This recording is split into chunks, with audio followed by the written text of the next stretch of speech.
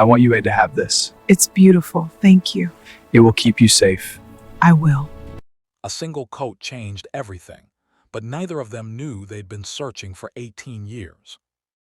Emily watched the shivering boy through the playground fence for 3 days before she finally walked over.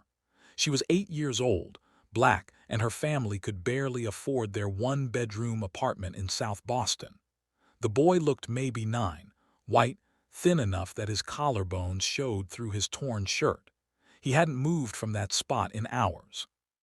Her best friend Mia grabbed her arm when Emily started walking toward the fence, but Emily pulled away and kept going. She stopped a few feet from where the boy sat hunched against the cold metal. His lips had a blue tint she recognized from the winter her building's heat had been shut off for 2 weeks. The boy looked up at her but didn't speak. Emily opened her backpack and pulled out her lunch. A turkey sandwich her grandmother had made that morning, an orange, a small bag of chips. She pushed them through the gaps in the fence. The boy stared at the food like he couldn't understand what he was seeing. "Take it," Emily said. "You need it more than I do." The boy grabbed the sandwich and ate it so fast he started coughing. Emily waited until he finished everything, then watched him cry silently with his face in his hands. "What's your name?" Emily asked. The boy wiped his eyes. "Daniel." "I'm Emily. I'll bring you lunch tomorrow too." She did, and the day after that, and the day after that. For 7 months, Emily brought Daniel food every single day at noon. Her grandmother noticed the extra food disappearing and started packing double portions without saying a word. Her parents worked late shifts and never asked why Emily came home hungry. Winter came hard that year. Emily showed up one afternoon and found Daniel curled in a ball, shaking so violently his teeth rattled. She ran home and came back with her only winter coat, her father's old gloves, and a blanket from her bed. She pushed them through the fence and told Daniel to keep them. "But you'll freeze," Daniel said. "I have another coat," Emily lied. She didn't. She wore a thin sweater through January and February and caught pneumonia that put her in the hospital for 5 days. Her grandmother sat by her bed and cried, asking why Emily had given away her coat. Emily just said there was a boy who needed it more. When Emily got back to school, Daniel was gone. No warning, no goodbye, just gone. A teacher told her some people from social services had finally found him a placement upstate. Emily went to the fence every day for 2 weeks anyway, hoping he'd come back.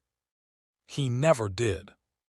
But before he left, on that last afternoon Emily saw him, Daniel had looked at her through the fence and said something she never forgot. "When I grow up and make something of myself, I'm going to find you. I'm going to make sure you never have to choose between being warm and helping someone else." Emily had laughed because what else could an 8-year-old do with a promise like that?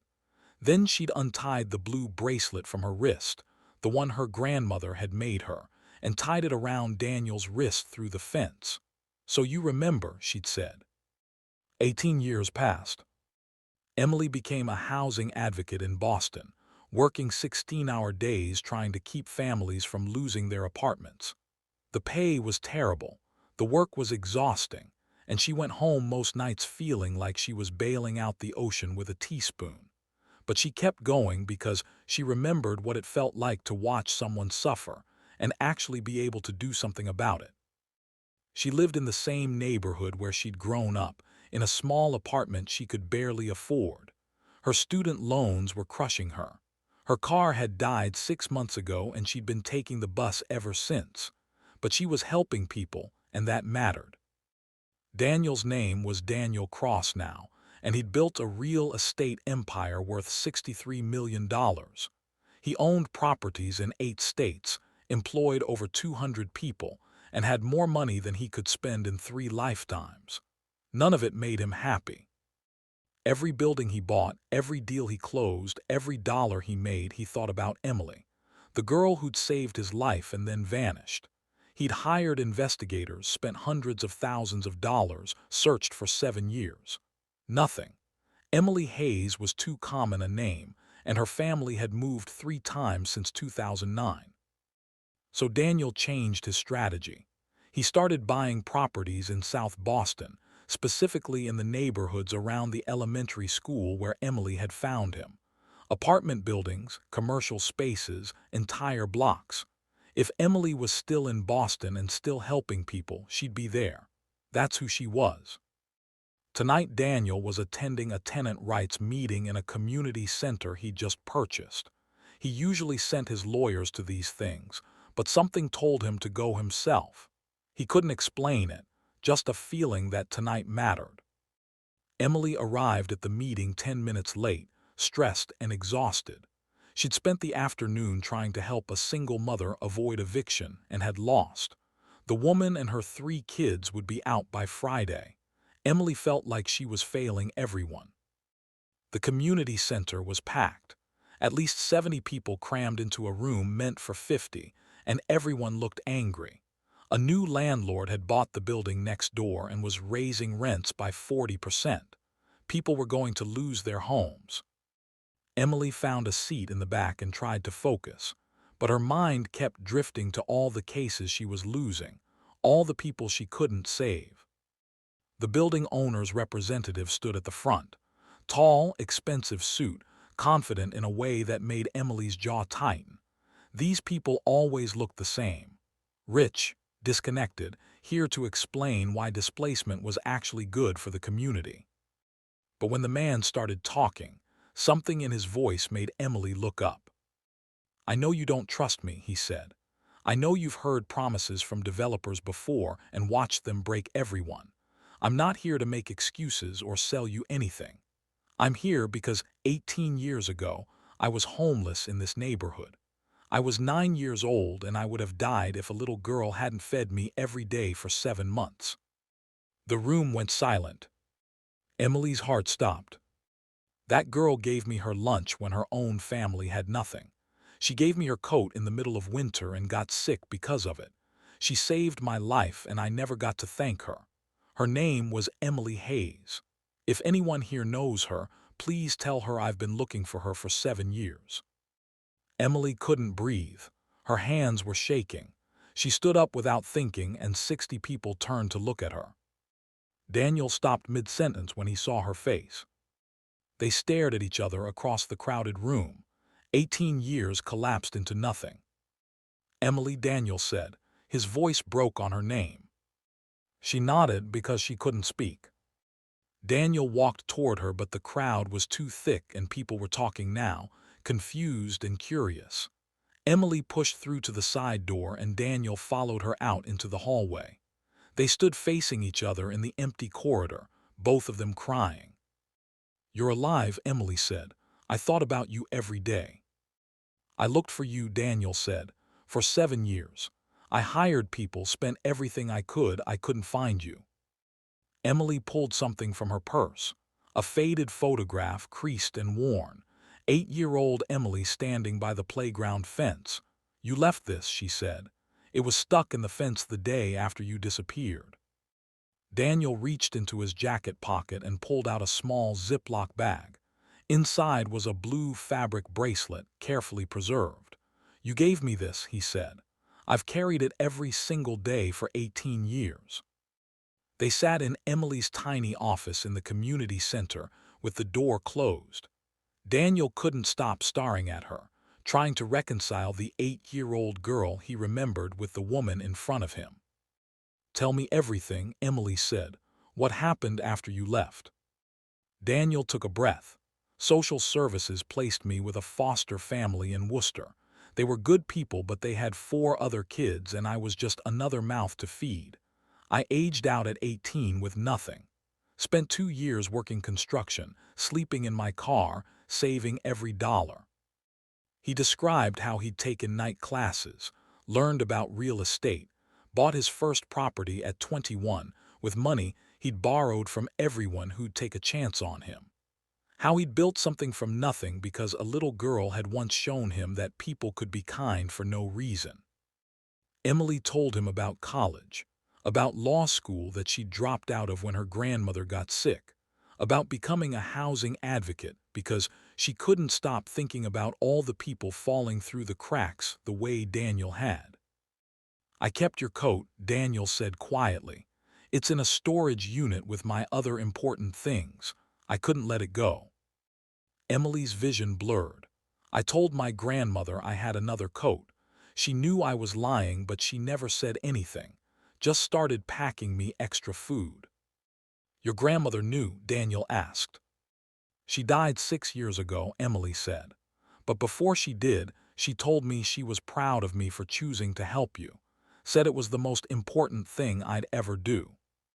They sat in silence for a moment. Then Daniel said, "I bought 17 properties in this neighborhood, every building within 2 miles of that school. I knew if you were still here, still helping people, you'd be in this area." Emily stared at him.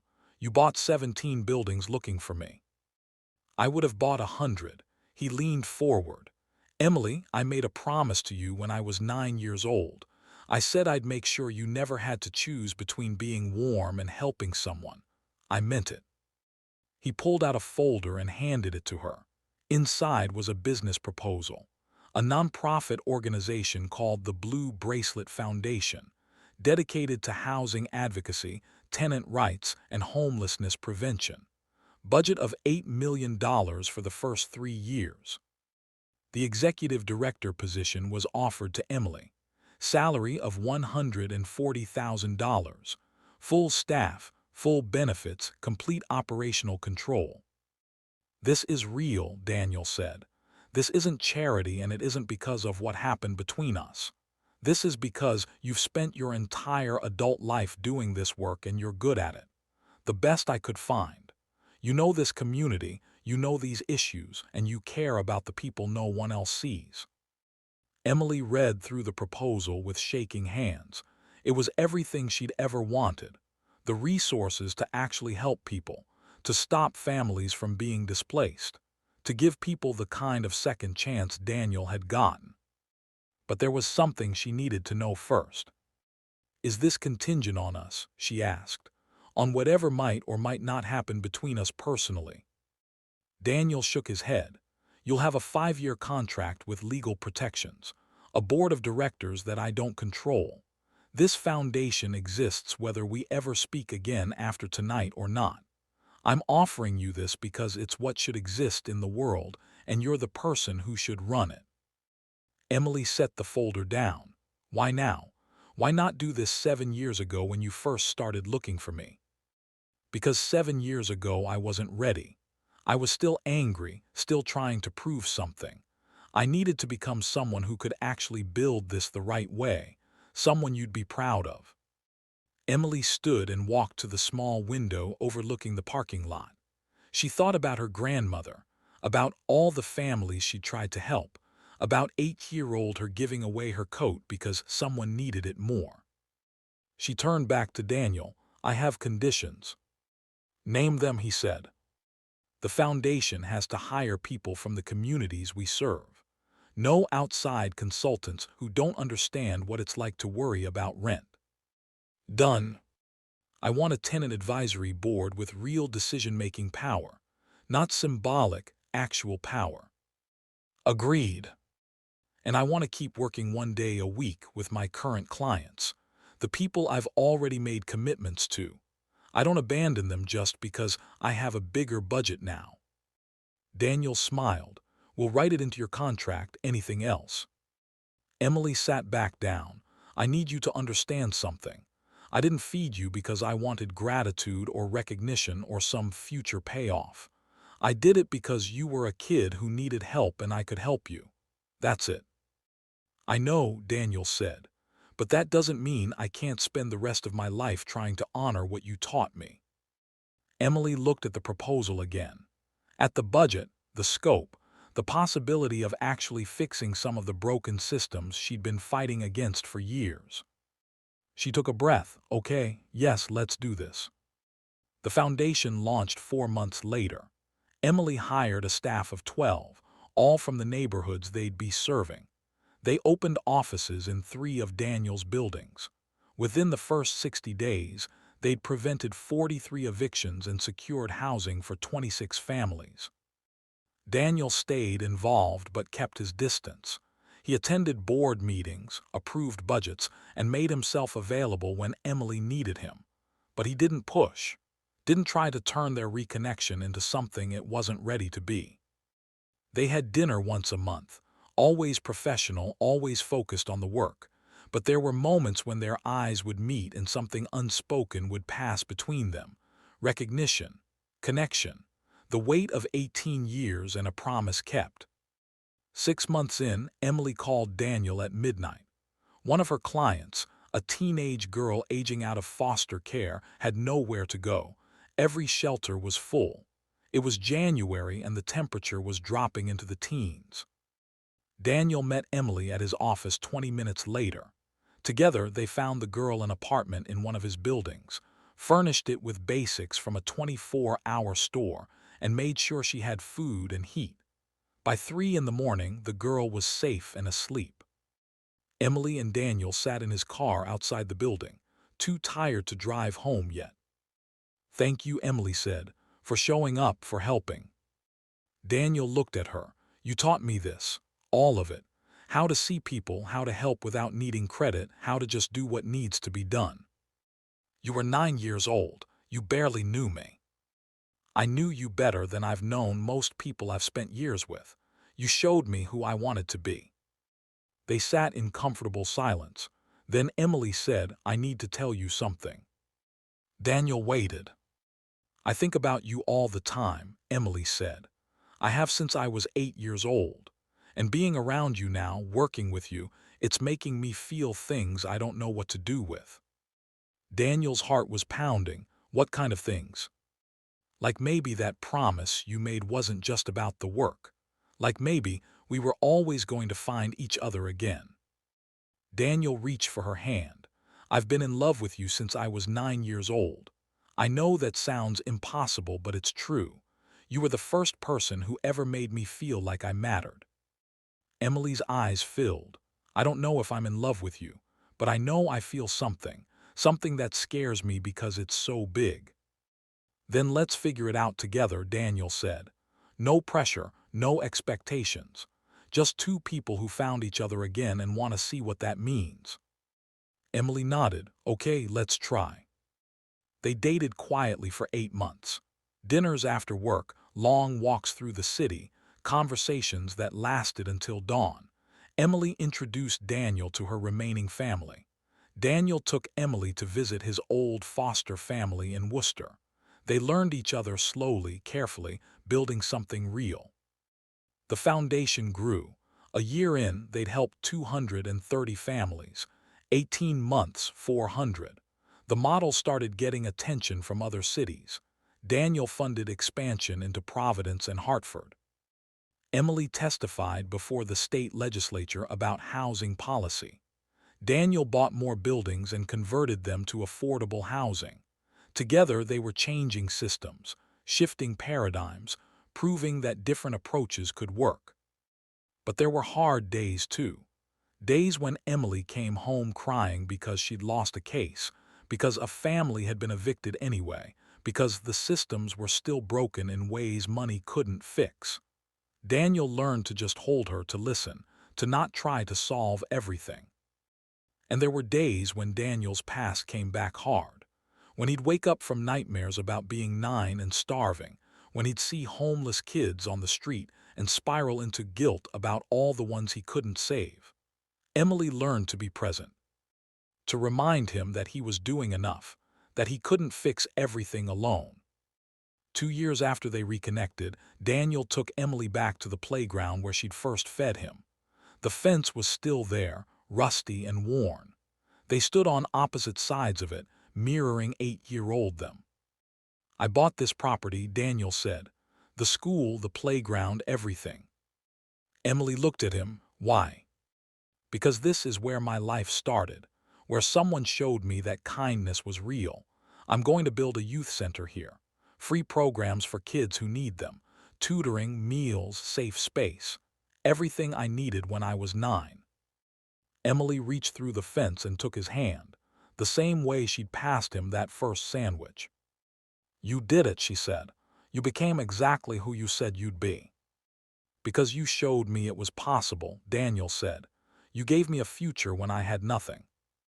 They stood there as the sun set, two people who'd saved each other in different ways at different times and found their way back.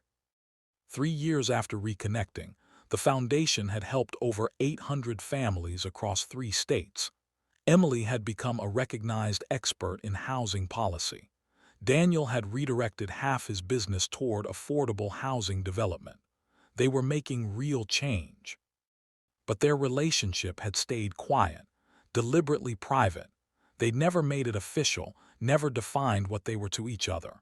Just two people who loved each other in ways that didn't need labels. One evening, Emily came to Daniel's office with news. She'd been offered a position with a national housing nonprofit. It was based in Washington, D.C. Significant pay increase, massive scope, the kind of opportunity that could change national policy. She told Daniel she'd already accepted. He looked at her for a long moment, and she saw 18 years of emotion cross his face in seconds. "When do you leave?" he asked. 6 weeks. Daniel nodded slowly. "This is what you're supposed to do. You're going to change things on a scale I never could." Emily's eyes filled. "I need you to understand something. This isn't me running away from you. This is me running toward something I have to do." "I know," Daniel said, "and I'm proud of you. I always knew you were going to do something that mattered." They spent the next 6 weeks finishing projects, transitioning Emily's responsibilities, preparing the foundation for her departure. They had dinner 3 times a week and pretended everything was normal even though both of them knew it wasn't. On Emily's last night in Boston, they went back to the playground one final time. The youth center was nearly finished now. It would open in 2 months. The building was beautiful, modern, filled with light and possibility. They sat on the steps of the new center as stars came out overhead. "I need to tell you something," Emily said. "When I was 8 years old and I gave you my coat, I didn't think about seeing you again. I just thought about making sure you survived that day. But every day after you left, I wondered if you'd made it, if you were okay, if you remembered me." She turned to him, "And then you came back. You found me. You proved that kindness doesn't just disappear into nothing. It grows into something bigger." Daniel took her hand. "You saved my life when I was 9. Then you saved it again at 31 when you gave me a reason to build something that mattered. Everything good I've done has been because of you." Emily rested her head on his shoulder. "I don't know what happens now. I don't know if this is an ending or just a pause." Daniel kissed the top of her head. "Neither do I, but I know I'll never stop being grateful you walked up to that fence. And I know that whatever you do in D.C., you're going to change lives the same way you changed mine." They sat together until the sky went fully dark. Two people who'd found each other twice, across 18 years and impossible odds. Two people who'd proven that one small act of kindness could ripple forward through decades and transform everything it touched. When Emily finally stood to leave, Daniel stood with her. They held each other for a long time in the shadow of the building he'd built in her honor. Then Emily stepped back, smiled through tears, and walked to her car. Daniel watched her drive away. He touched the blue bracelet in his pocket, the one he'd carried for 18 years. Then he looked up at the youth center, at the foundation offices in the building next door, at the affordable housing units stretching down the block. Emily had given him his life twice. Now his job was to give that same gift to as many people as he could reach, starting tomorrow and every day after that for the rest of his life. The last thing he did before leaving the playground was tie the blue bracelet to the fence where Emily had first handed him that sandwich. A reminder for both of them. A promise kept, even if the ending looked different than either of them had imagined.